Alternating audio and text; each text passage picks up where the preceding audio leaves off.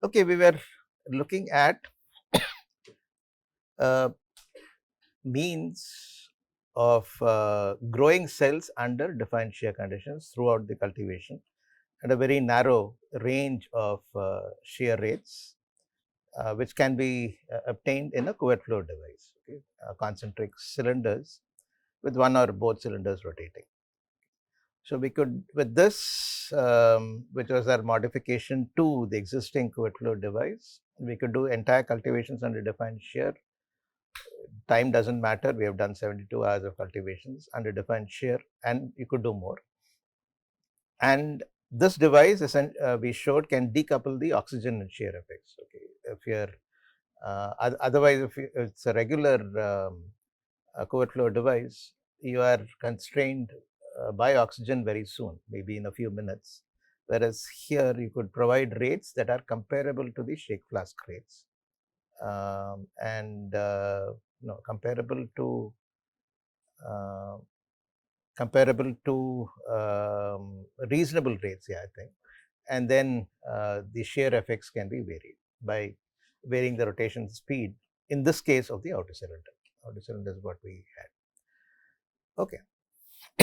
The results, as you saw from the papers, the reactive species level or the oxidative stress level, because we have now established that the specific interstellar reactive oxygen species levels are direct markers of oxidative stress, versus shear rate.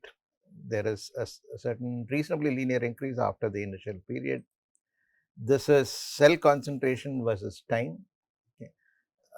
This was somewhat unexpected, but after we got to know more and more in the area, this is fine. This is the control where it was at uh, 0.028 second inverse shake flask, and this was 1500 rpm, which translates to 1482 second inverse, an average shear rate. So, as you can see, under shear, the growth rate is much higher and the maximum cell concentration is much higher. This because of something called hormesis, which is a known effect. At lower levels, it actually improves certain desired characteristics, in this case, growth, productivity, and so on. And at higher levels, it actually cuts it off. Okay. This is a well-known phenomenon in general, but we saw it happening with reactive oxygen species, reactive species levels, reactive oxygen species in particular. And this is the product from the A system, from the bacillus system. It improved the productivity of a couple of enzymes. The third one, I think, amylase, it did not. In this case, alpha amylase catalase. In this case, it was protease. So I think amylase it did not, the other two it did. Okay. So by a huge amount, many fold, few fold. Okay. And then Susmita worked out the mechanism. This was unknown before we did this.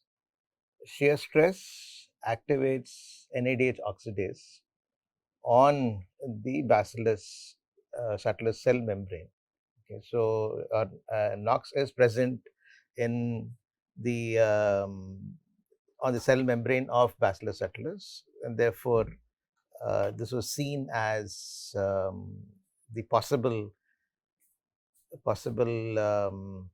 sensor for shear stress, because shear stress is a physical phenomenon that has to be sensed, that has to be translated into the cell, and the NADH oxidase seems to do that. Susmita's work proved that indeed NADH oxidase does that. She did that by inactivating NADH oxidase and so on and so forth, which you'd have read in the papers. Okay. So, and then this leads to the formation of superoxide and superoxide derived radicals, and then through a set of interrelated mechanisms, which includes the sigma B transcription activator. It mediates a stress response, which results in the observed growth and other phenotypic changes, such as enzyme production and so on and so forth. From an engineering perspective, phenotypic changes are important. That's what we look for. We look for growth, we look for productivity, and so on and so forth. And this seems to be the way by which the shear stress affects the phenotypic responses of interest to engineers. Any questions?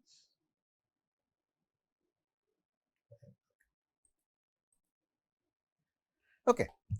So we then showed that there's a good link between sporulation in reactive species, programmed cell death in bacteria and reactive species. This is kind of messy because this was early 2000s. The fact that there could be programmed cell death in bacteria was not accepted. It's a sure, if you send papers with that, it was pretty much a sure desk reject at that time. Some reason people didn't quite accept it. And then I don't know whether I told you the story. This was Susmita doing the work. I interviewed for a professor's position at IIT Madras in 2003 December. I was planning to move a hometown and so on and so forth. And then opportunity came in the form of a new biotech department. They needed somebody senior to set it up and things like that. So Professor Anant, who was actually my BTech project advisor, he was the director at that time. I've always had plans of moving to IIT Madras, so I used to keep in touch whenever I came to Chennai, hometown. So I used to come here, visit Professor Anant, a few others, and so on. And then, in fact, late 90s, they did call me, but I said I will come only as a professor. No, IIT Madras, I'll come only as a professor. If you take me as a professor, I'll certainly come. Then they said it's a little too early. I said, yeah, I fully agree, it's a little too early. So whenever the time is right, you call me. And then this time, things where the new biotech department was up, they needed somebody to set it up. So it was both ways. And so Professor Anant was visiting IIT Bombay at that time, just before. He came and told me that I'll take you into chemical engineering, but you need to move to biotech and you need to set it up. I said, fine, not a problem. That's my area also. I was in the Department of Chemical Engineering there. So I moved from chemical engineering IIT Bombay to chemical engineering IIT Madras on paper. I was on paper on the faculty of chemical engineering for half a day. And then I had to write a note saying, please move me to biotechnology, and they agreed. That's the arrangement. That was the arrangement that I had with the director at that time. And then, because the department was being formed, the department was not in existence when the interviews happened, when the offer letter was given. The offer letter, I think, is January. The department was formed in February 2004. So that's 20 years now, 20 years ago. So I joined, by that time I'd started teaching in IIT Bombay. So I asked Professor Anant and said, I've already started teaching and it might be a little difficult to leave in the middle. He said, no, you take your time, you finish all your teaching commitments and then come. IIT Bombay has been nice to you, so you've been nice to IIT Bombay. So I said, fine, yeah, definitely. And it's always nice to be, both sides knew what was happening. In fact, the selection committee members on the selection committee here were my colleagues at IIT Bombay, two of them. They didn't tell me. I was surprised to see them, and they, of course, knew that I had applied and so on and so forth. Both my senior people, very great people. One of them is my mentor and so on. So that way it was nice. He said, yeah, he wants to move, so what do we do? They were not too happy with it, but they realized these things happen. So then the department was formally formed through an office note in February 2004. I moved right after the semester, May 2004. So I've been here almost 20 years now. And why did I start all this? Susmita, right. So Susmita was doing a PhD at that time. I think she had spent about 3 years by the time I was going for the interview. Till the interview results came, I couldn't be sure of the various things. So after the results came, I told her that I'll be moving. You are almost done, so you finish. And she shot back saying she's already finished 4 years, doing very well at that time, good number of papers or possibility of papers. And then she said, how can you ask me to finish? It's 4 years here. If you move there, it's, things need to be set up. It's going to take time. You might as well finish here. I said, no, I want to do more. Both, she certainly wanted to do more. She's actually a professor at Mount Sinai Hospital now. So she was oriented that way. And also she had just gotten married at that time, and her husband Suresh had moved to the US at that time. So they were kind of setting things up. So that was also a part reason. And then I said, fine, whatever you want to do is fine. And then she figured out that she'll work on programmed cell death in bacteria. And she came and told me this. I said, are you mad? This won't get accepted, at least in the current atmosphere. She said, no, no, I want to do it. I said, anyway, 4 papers are there already from our work. Fifth doesn't matter whether it comes or not, a PhD is safe. Do whatever you want to do. So pretty much she did this independently with input. She tried to get input from ACTREC and so on and so forth. I think she got some help from ACTREC. I need to check the acknowledgements in a paper. And then, of course, there was a co-guide there. K Rao was a co-guide. Professor Madhulika Dikshit's guide, PhD guide, was a co-guide. And then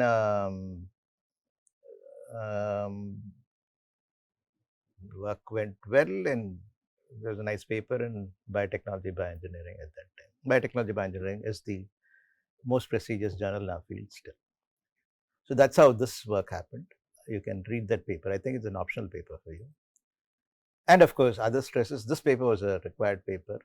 This work was done after I came to IIT Madras. Prithvish was one of my first PhD students. If you don't count the co-guide part, I think Prithvish was my first PhD student.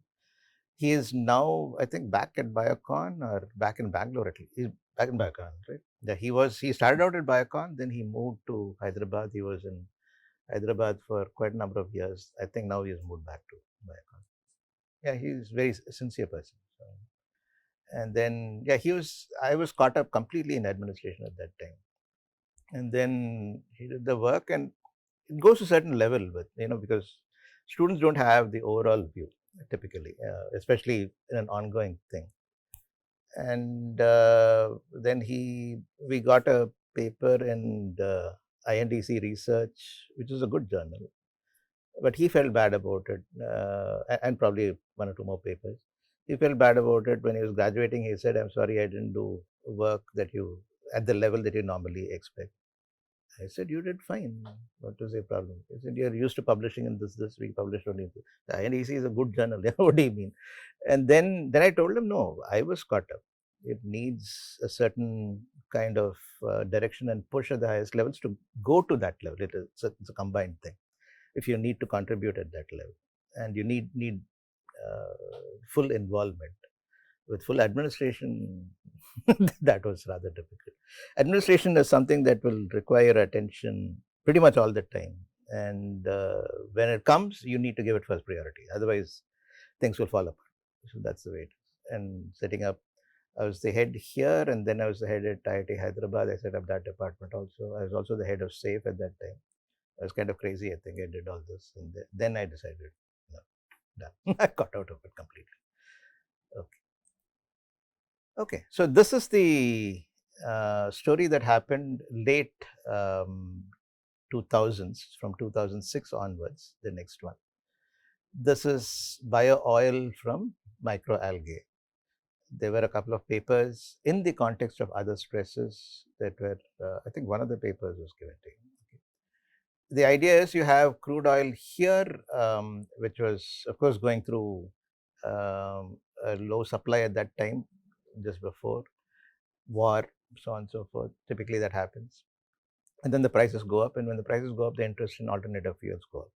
So it was one such time, and there was a huge interest in microalgal biofuels. There was an interest, so we got into it, and then we started reading. Then we realized even in the early 70s, there was one such interest.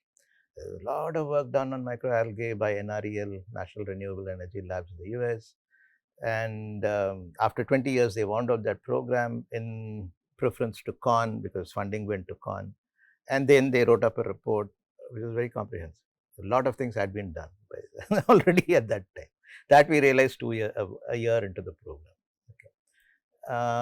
So this is from that report. As you could see, corn is, if you look at the aerial productivity per area, it's 18 gallons per acre, whereas algae can give you a minimum of 1,200 gallons per acre in terms of area.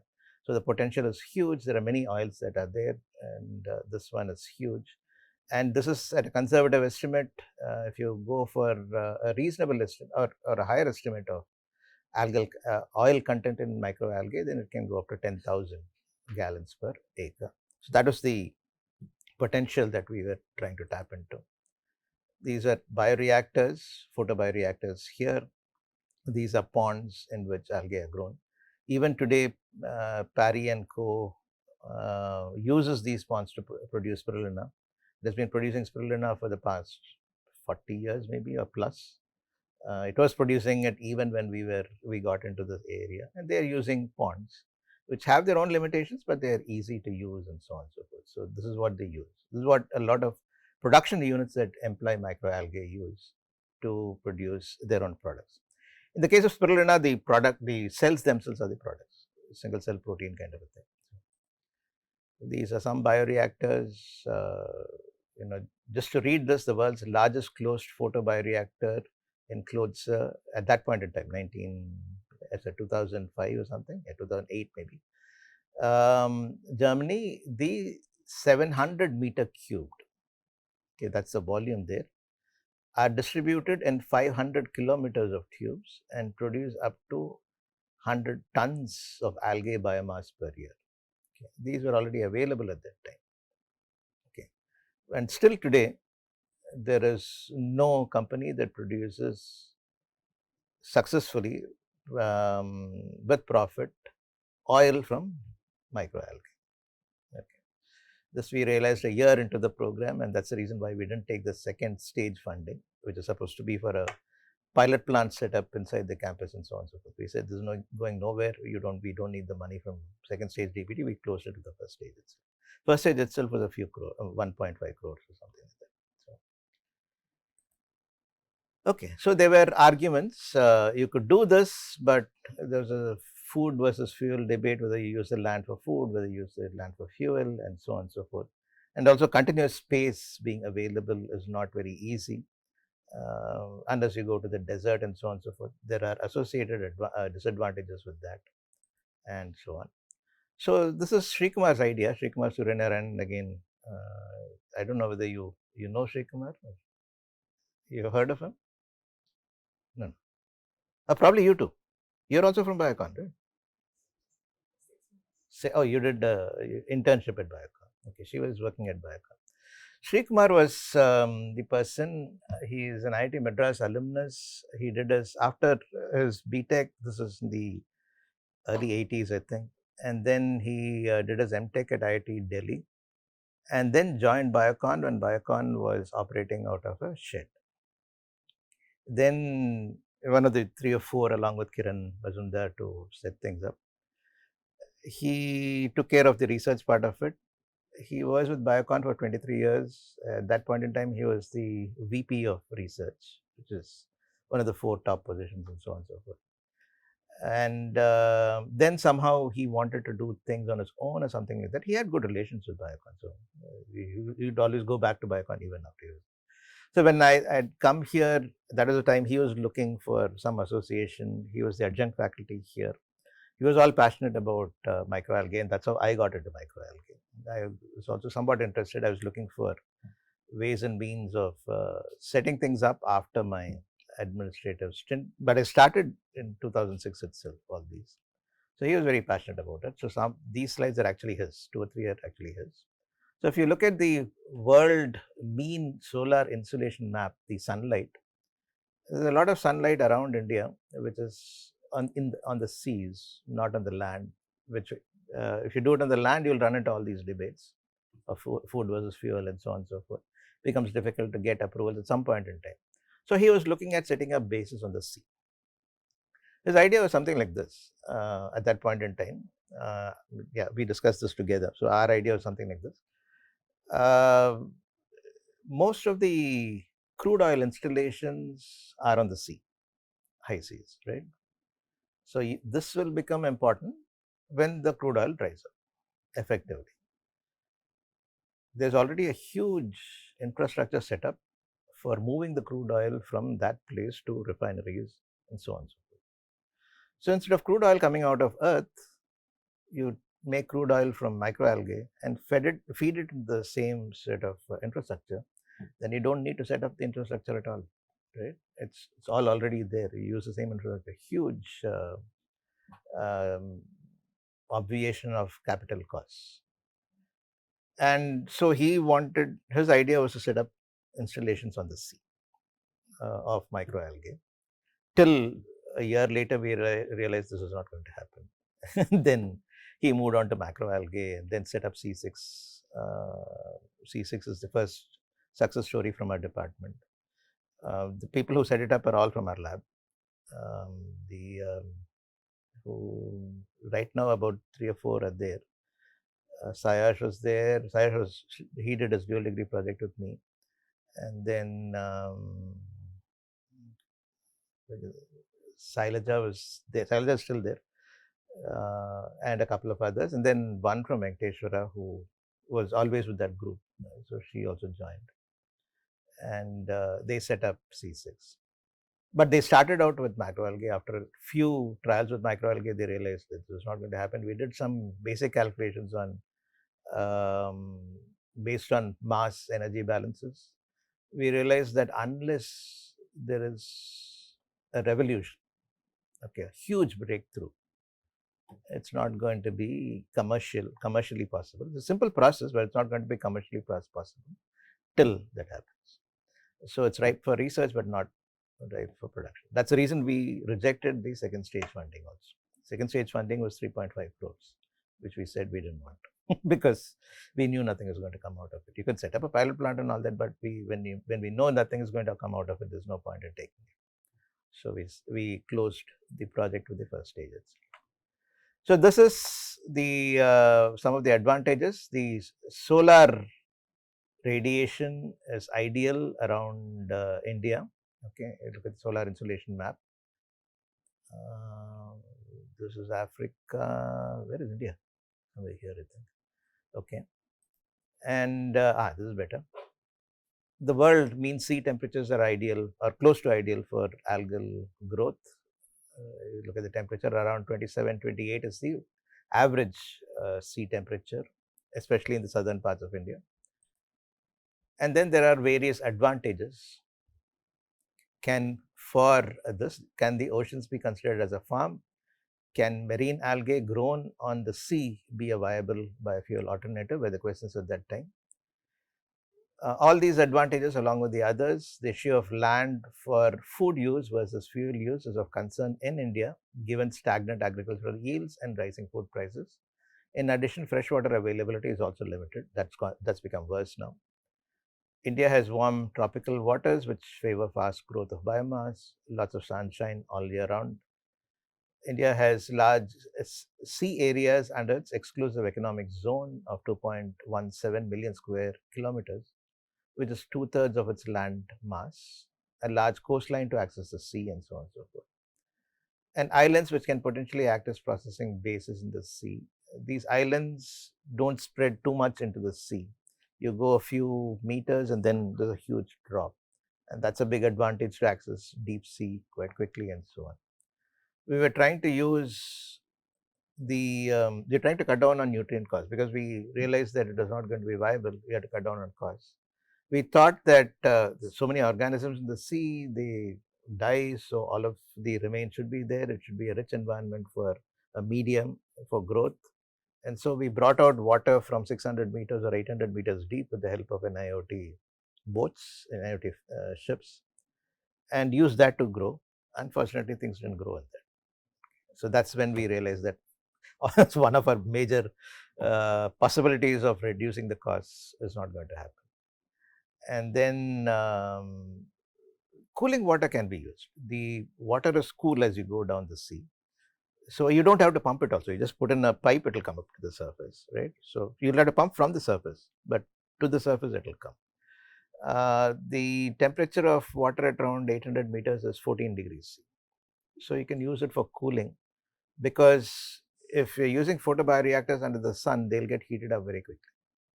We did a problem, I think, in transport. This was the heat transfer problem that we did in the transport course. That's a real life problem from a setup in NIOT. Okay, so you'll need to cool, and then cooling is expensive, so you could use cool water. That works. That is not a problem. but that doesn't offset cost by too much, and so on. There are other advantages. However, there are a lot of technology hurdles, and that's what makes it difficult to cost effectively produce oil from microalgae.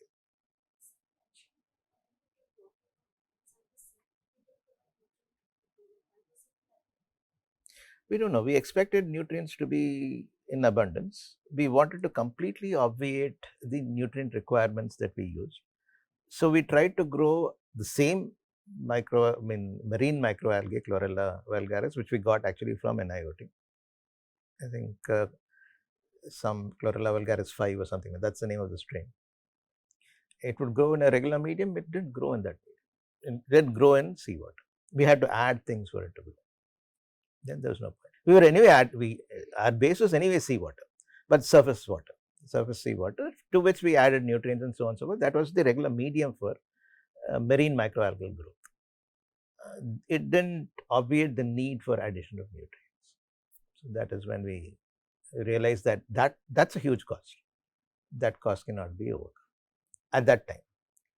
But recently I heard that from Saidas that they do grow, and which means that's good.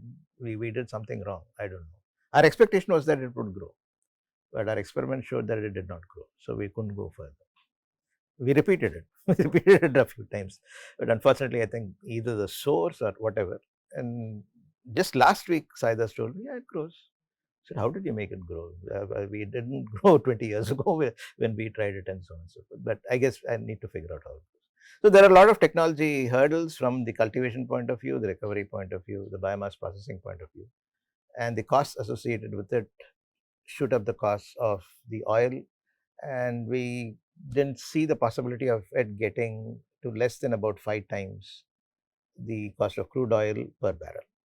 So that was the situation at that time when we moved into research completely. So this is Sri's statement: clever biology and engineering can address challenges in algal biofuel production.